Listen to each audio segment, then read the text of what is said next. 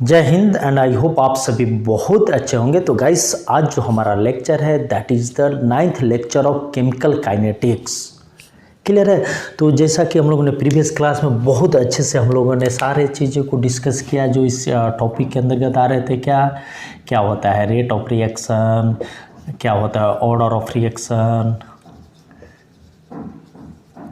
And क्या होता है मोलिकुलरिटी ऑफ द रिएक्शन,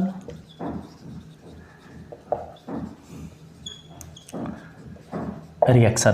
तो ये सारे कॉन्सेप्ट को हम लोगों ने बहुत ही डिटेल में, जो प्रीवियस लेक्चर था उसमें हम लोगों ने बहुत ही डिटेल में कवर किया है। तो आई थिंक इतने डिटेल में चाहे आप कोई भी यूट्यूब चैनल उठा लो, अगर आप ऑनलाइन पढ़ाई कर रहे हो तो वहाँ पे इतने डिटेल्स में नहीं मिलेंगे। क्लियर है। तो इसीलिए जो गाइस या जो बच्चे अभी तक इस वीडियो को नहीं देखे हैं तो आप प्लीज़ यूट्यूब पे जाएँ, सर्च करें chemical kinetics bye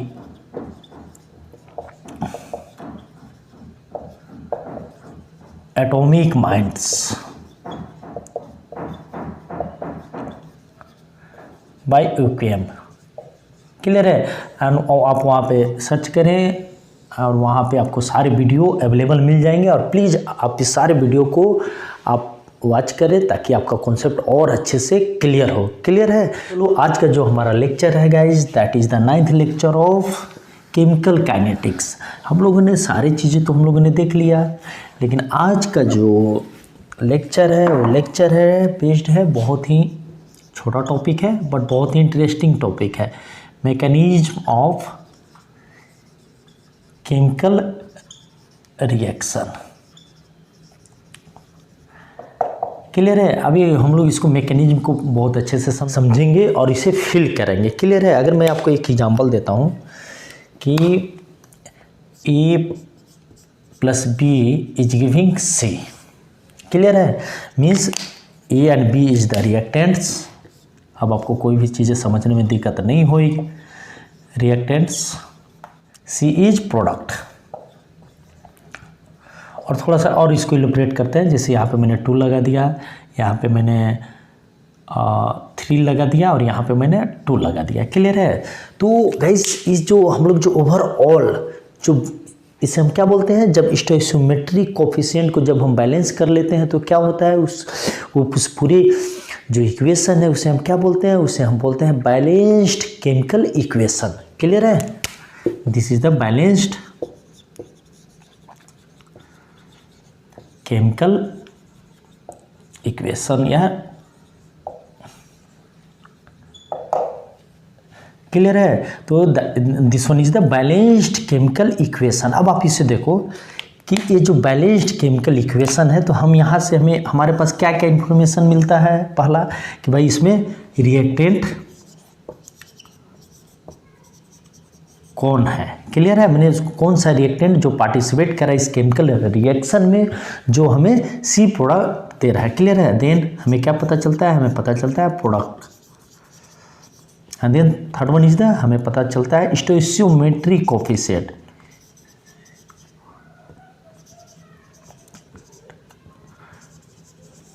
coefficient. Clear है। बट इसमें एक चीज हमें नहीं पता चलता है कि जब A और B, या आप ऐसे भी ले लो A to B। क्लियर है। A से जब B बन रहा था, जब A का कन्वर्जन जब B में हो रहा था, जब प्रोडक्ट में हो रहा था, तो जो मॉलिक्यूलर लेवल पे किस तरह का चेंजेज आए हम इस रिएक्शन से पता नहीं कर सकते। इस बैलेंस्ड केमिकल इक्वेशन से हम पता नहीं कर सकते। मीन्स अगर इसको हम जनरल लाइफ से कनेक्ट करते हैं तो आप ऐसे समझो कि जो मिस्टर जॉन है, क्लियर है, वो यहाँ है, मान लो this is the Delhi. Clear है। और ये पहुँच जाता है कहाँ पे, मुंबई में। क्लियर है। मीन्स मैंने जब इसे कॉल किया तो दिल्ली में था, उसने बोला कि मैं मुंबई आऊँगा। शाम को मेरे को मान के चलो यहाँ पे मेरे को बात हुआ 29 जैन को, और जब मैं यहाँ पे 31 जैन को ये मेरे पास यहाँ पे कहाँ पे था, वो मुंबई में था। तो इसका मतलब क्या हुआ कि हमें इसके बारे में मालूम है, हमें इसके बारे में मालूम है, हमें डेट के बारे में मालूम है, बट वो कैसे आया मुंबई वो तो हमें बताया ही नहीं। क्लियर है? तो इसी को अगर मैं इससे कोरिलेट करूं, क्लियर है, मीन्स इसका जो पाथवे था आने का दिल्ली टू मुंबई वो हमें नहीं मालूम था। क्लियर है? तो हमें उसको जानने के लिए उसका जो ट्रैवलिंग जो हिस्ट्री है उसके बारे में जानना होगा। क्लियर है? तो ट्रैवलिंग हिस्ट्री के बारे में जब हम जानेंगे तो ट्रैवलिंग हिस्ट्री हमें क्या बताता है, हमें इसके बारे में बताता है pathway means Delhi to Mumbai वो कैसे गया। उसी प्रकार जो केमिकल जो बैलेंस्ड जो रिएक्शन है, क्लियर है, तो हमें उसके बारे में भी जानना होगा कि जो भाई A प्लस B मिलकर जो C बना रहा है वो कैसे बना रहा है। तो जो डिटेल्ड जो पाथवे होता है गाइज, डिटेल्ड पाथवे मीन्स जो रिएक्शन हुआ, जो conversion of A to B हुआ है या A प्लस B मिलकर जो C बनाया, जो डिटेल जो उनका जो कन्वर्जन हुआ वो कैसे हुआ, मीन्स यहाँ से यहाँ तक का सफ़र कैसे किया, जिसे हम बोलते हैं डिटेल पाथवे, और उसी को हम लोग क्या बोलते हैं मैकेनिज्म ऑफ केमिकल रिएक्शन। चूँकि केमिकल मीन्स मोलिकुलर लेवल पे कन्वर्जन हो रहा है, चेंजेज हो रहा है, इसीलिए इसे हम क्या बोलते हैं mechanism of chemical reaction. Clear है? तो ये था background of mechanism of chemical reaction. तो चलो हम लोग इसका डेफिनेशन लिख लेते हैं।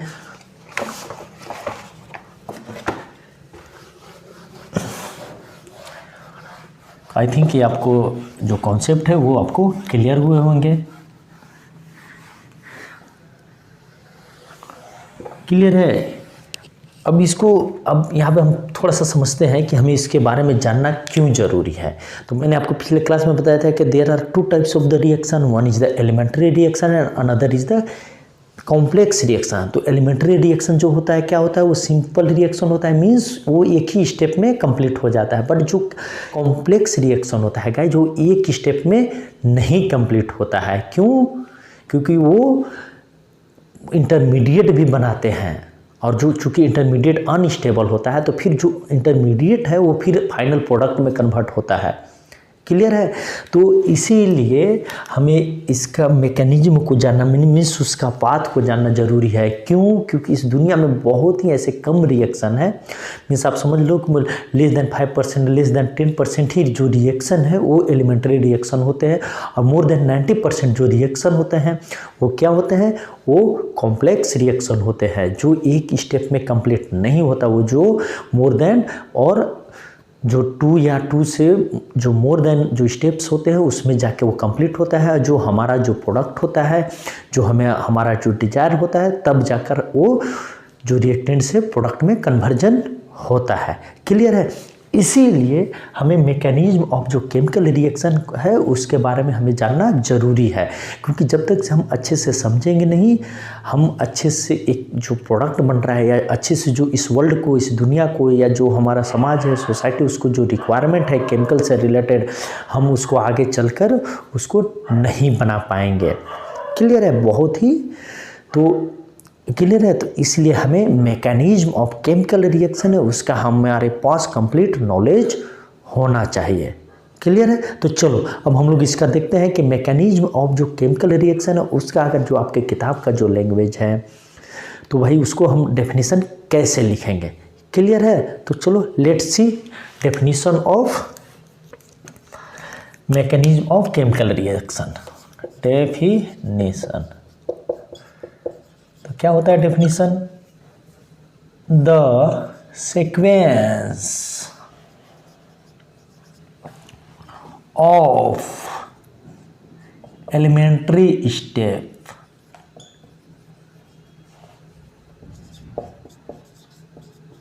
Steps involve in conversion of reactants to product is termed as mechanism of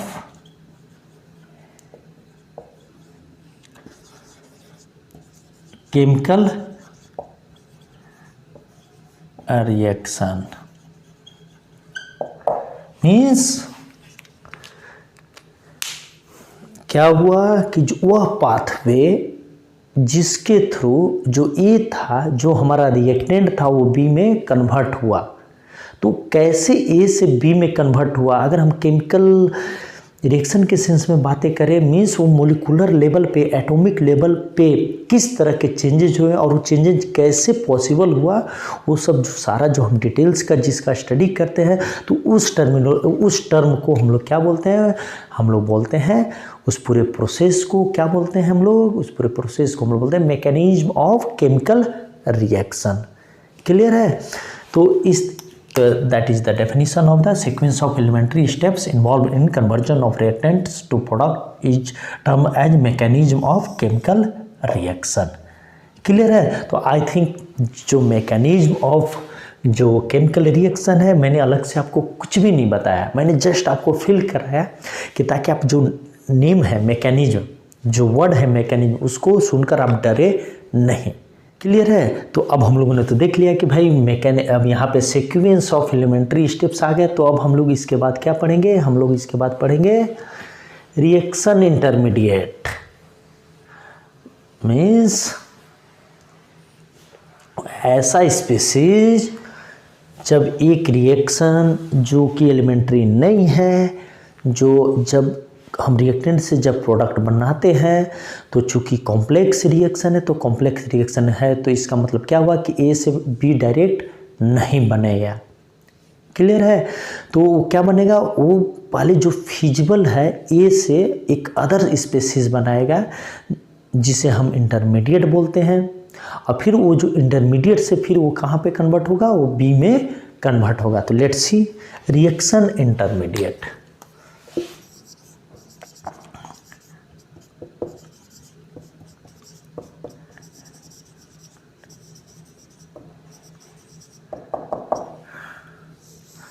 clear है? तो ये क्या होता है रिएक्शन इंटरमीडिएट? तो पहले हम लोग इसको लिख लेते हैं, then will understand the reaction intermediate. Clear है? तो चलो, the species that is formed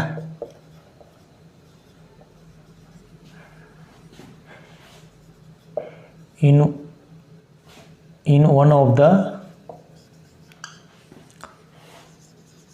complex reaction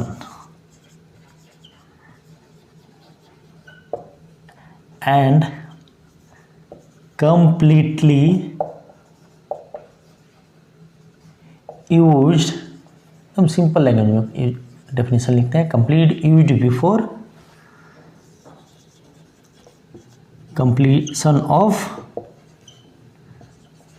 reaction और formation of final product, formation of final product और desired product।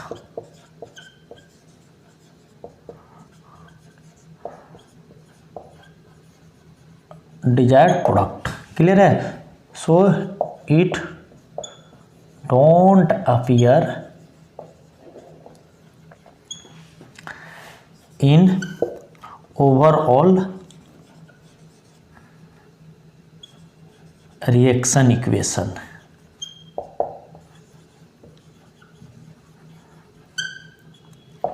क्लियर है? तो इसका मतलब क्या हुआ? इसका मतलब ये हुआ कि species that is formed in one of the complex reaction. Clear है? And completely used before completion of reaction. Means ऐसा स्पीसीज जो रिएक्शन के दौरान, जो conversion of reactant to product के दौरान वो फॉर टाइम बीइंग वो बनता है, और चूंकि वो अनस्टेबल होता है तो कंप्लीटली कहाँ पे यूज्ड हो जाता है? कब? Before completion of the final reaction या कंप्लीशन ऑफ द रिएक्शन और before conversion of the product, means वो टोटली कंज्यूम होता है, बनता जरूर है बट वो टोटली क्या होता है गाइस, वो कंज्यूम हो जाता है। क्लियर है। जैसे अगर मैं एक एग्जांपल लूँ तो आप यहाँ पे देख लो कि एग्जांपल क्या है। तो फॉर एग्जांपल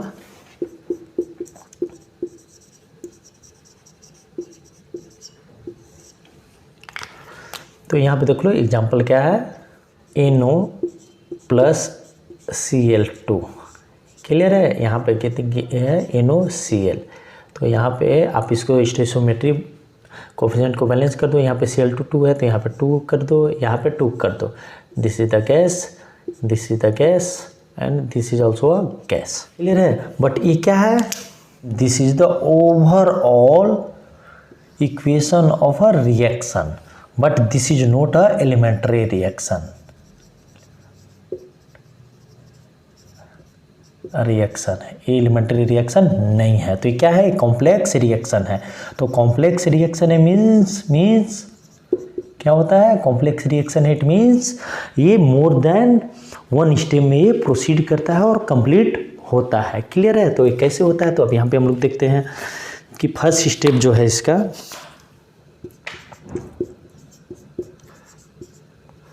फर्स्ट स्टेप में क्या होता है गाइज कि यहाँ पे NO के 2 मॉलिक्यूल्स हैं, तो एक NO प्लस Cl2 ये मिलकर क्या बनाते हैं, ये बनाते हैं NOCl2। क्लियर है। That is the intermediate.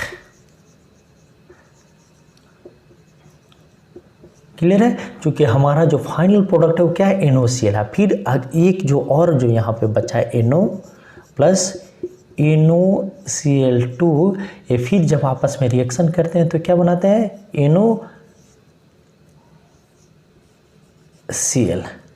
Clear है। अब यहाँ पे देखो आपके सारे इक्वेशन को स्टोइचियोमेट्री बैलेंस करना है। क्लियर है ना। जो कोफिशिएंट है तो यहाँ पे आप 2 कर दो, तो अब यहाँ पे क्या हो जाएंगे, यहाँ पे देखो यहाँ पे NOCl2 Cl2। क्लियर है। तो अब यहाँ पे देखो this one is the step number 2, second step. Clear है। अब इसको आप ऐड करो है, तो ओवरऑल जो इक्वेशन ऑफ द रिएक्शन है उसके लिए, तो यहाँ पे देखो तो ये दोनों क्या हो जाएंगे गाइस, ये NOCl कैंसिल, अगर हम दोनों को ऐड करते हैं तो क्या हो जाएगा, 2NO that is the gas plus Cl2 and it is giving 2NOCl। Clear है। This is the overall equation of the reaction, both are same. Clear है। तो यहाँ पे यही चीज़ें बोल रहा है कि ऐसा species that is form in one of the, किसी एक स्टेप में बना यहाँ पे complex reaction and completely used. अभी देखो ये कम्प्लीटली कहाँ पे यूज हो जा रहा है, सेकंड स्टेप में यूज हो जा रहा है, used before completion of reaction. तो हमारा कंप्लीशन, ये जो कंप्लीशन ऑफ रिएक्शन कहाँ है, यहाँ पे, इससे पहले ही ये क्या हो जा रहा है, यूटिलाइज हो जा रहा है, और formation of final product of desired product, so it don't appear in overall reaction equation. तो यहाँ पे देखो, यहाँ पे क्या जो इंटरमीडिएट है वो क्या है, क्या यहाँ पे नहीं है। तो इसी को हम लोग क्या बोलते हैं गाइज, इसी को हम लोग बोलते हैं इंटरमीडिएट। क्लियर है। और जो इंटरमीडिएट होता है कंज्यूम क्यों हो जा रहा है, क्योंकि ये जो हमारा जो रिएक्टेंट है, यहाँ पे आप ऐसे भी कर सकते हो, ये जो ये इंडिकेट कर रहा है कि बोथ डायरेक्शन में रिएक्शन प्रोसीड कर सकता है इंटरमीडिएट के साथ। क्लियर है। तो ये देखो, तो यहाँ पे क्या है, यहाँ पे जो इंटरमीडिएट है वो क्या होता है, इंटरमीडिएट जो होता है रिएक्टेंट और प्रोडक्ट के कंपैरिजन में मोर अनस्टेबल होता है। तो इसीलिए अगर वो ज़्यादा अनस्टेबल है तो क्या चाहेगा, वो चाहेगा कि भाई मैं तुरंत रिएक्शन करके स्टेबल हो जाऊं। तो फाइनली वो क्या बनाता है, वो हमारा प्रोडक्ट बनाता है। तो that is called reaction intermediate. Clear है। तो आई थिंक आपको mechanism of the chemical reaction and क्या होता है रिएक्शन इंटरमीडिएट, आपको बहुत अच्छे से समझ में आया होगा। क्लियर है। तो अब आप बोलोगे कि सर एक चीज़ और है यहाँ पे, चलो इसको हम लोग पहले मिटाते हैं, then will talk. Okay.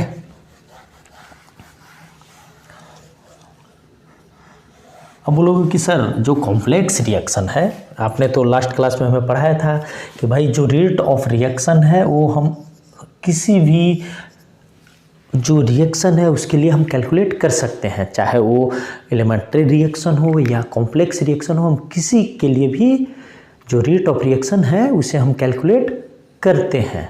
Clear है? तो यस राइट। तो सर कॉम्प्लेक्स रिएक्शन के सेंस में हम आप लोगों ने तो बता दिया कि भाई जो एलिमेंट्री रिएक्शन है तो हमें ये तो बहुत सिंपल है हमारे लिए कि भाई हमारे पास एक ही स्टेप है, उसमें हम उसी रिएक्शन को लेकर ही हमें जो रेट ऑफ रिएक्शन कैलकुलेट करना है। बट आप इस केस में कॉम्प्लेक्स रिएक्शन में तो वो एक स्टेप है, सेकंड स्टेप है, थर्ड स्टेप है, तो सर इस तीनों में तो तीनों का हमें रेट कैलकुलेट करना होगा, रेट ऑफ रिएक्शन कैलकुलेट करना होगा। तो सर ये तो हमारे लिए बहुत टफ है, और हम तीनों का रेट ऑफ रिएक्शन कैलकुलेट करेंगे तो सिंपल्स तो मैथमेटिक्स तो है नहीं कि हम वहाँ पे एवरेज निकाल देंगे। तो फिर हम सर रेट ऑफ रिएक्शन कैसे कैलकुलेट करेंगे? क्लियर है? तो इसीलिए यहाँ पे आया कि भाई ये जो जितने भी जो स्टेप है इसमें मान के लो ये फास्टेस्ट है, ये फास्ट है और ये स्लोवेस्ट है। क्लियर है?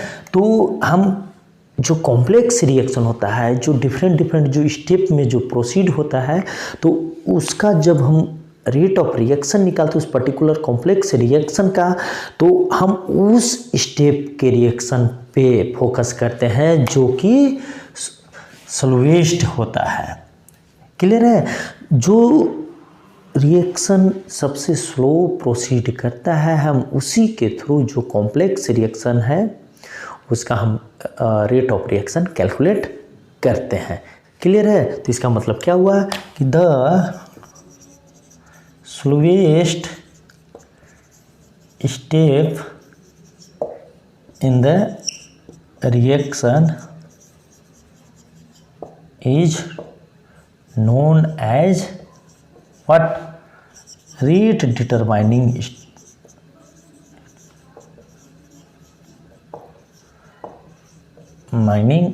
step। क्लियर है? RD। तो सबसे जो कॉम्प्लेक्स रिएक्शन में जो सबसे स्लोएस्ट जो स्टेप होता है उसमें हम उसी से हम क्या करते हैं, हम रेट ऑफ रिएक्शन कैलकुलेट करते हैं। इसीलिए जो स्लोएस्ट स्टेप है उसे हम क्या बोलते हैं? उसे हम बोलते हैं rate determining step of the reaction. तो हम लोग बहुत डिटेल में आगे देखेंगे कि कैसे हम लोग इसे कैलकुलेट करते हैं। तो गाइस नेक्स्ट क्लास में हम लोग स्टार्ट करेंगे जो heart of the chemical kinetics, that is the order, जिसके अंतर्गत हम लोग पढ़ेंगे जीरो ऑर्डर रिएक्शन क्या होता है, उसका जो इंटीग्रेटेड रेट लॉ है वो क्या होता है, देन फर्स्ट ऑर्डर रिएक्शन क्या होता है, सेकेंड ऑर्डर रिएक्शन क्या होता है, एंड ऐसे हम लोग आगे बढ़ेंगे। क्लियर है? तो चलो आप लोग बहुत अच्छे से पढ़ाई करो। जय हिंद, जय भारत।